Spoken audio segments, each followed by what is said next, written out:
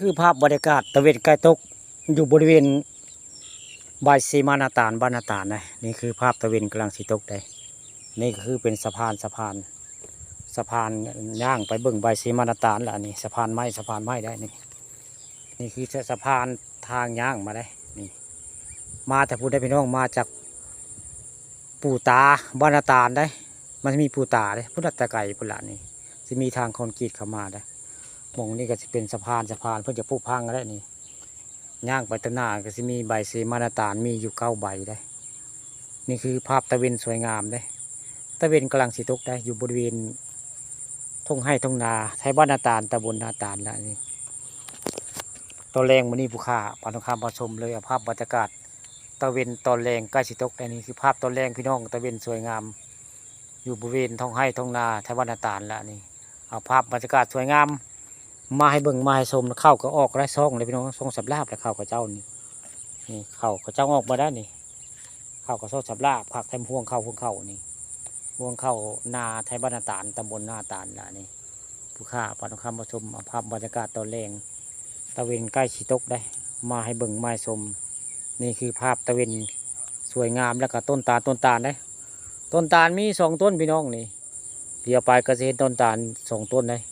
ตัวหนึ่งต่ำตัวหนึ่งสูงนะตะเวนก็ต่ำลงกันละใกล้สิตกแล้วตอนแรงใกล้สิค่ำวันนี้เอาภาพบรรยากาศบันไดทางย่างไปเบิ่งใบเซมานาตานพี่น้องนี่มีต้นเข้าซ้ายขวาได้เข้าก็ซ่องสบลบเดี๋ยวเข้างานพี่น้องเข้างานได้ซึ่งหน้าก็คือเป็นบ้านนาตานในบ้านนาตานทางเข้ามากับปูตาบ้านนาตานนะพี่น้องมอฮอดนั่นก็เลี้ยวขวาเลี้ยวซ้ายข้ามาทางบ้านนั้นถ้ามาทางหนองไผ่ก็เลี้ยวขวาได้ครับไปทางบางคำค่าก็เลี้ยวซ้ายเข้ามานี่ก็จะมีทางคอนกรีตเข้ามาได้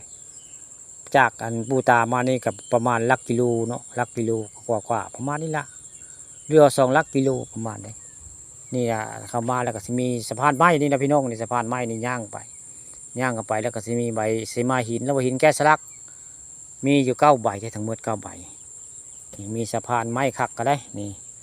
เขตพื้นที่ปกครองของผู้ใหญ่จรวดบ้านนาตานตำบลนาตานเนี่ยพี่น้อง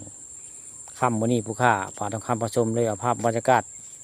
ทางไปเบิ่งใบเซมานาตานแล้วก็ตะเวนกำลังสิตกนี่คือภาพบรรยากาศตอนแรงตะเวนใกล้สิตกพี่น้องคักในบรรยากาศวันนี้พาเพื่อนๆมาเบิ่งตะเวนใกล้ตกแล้วก็สะพานทางไปเบิ่งใบเซมานาตานมีอยู่9 ใบทั้งหมดนี่คือ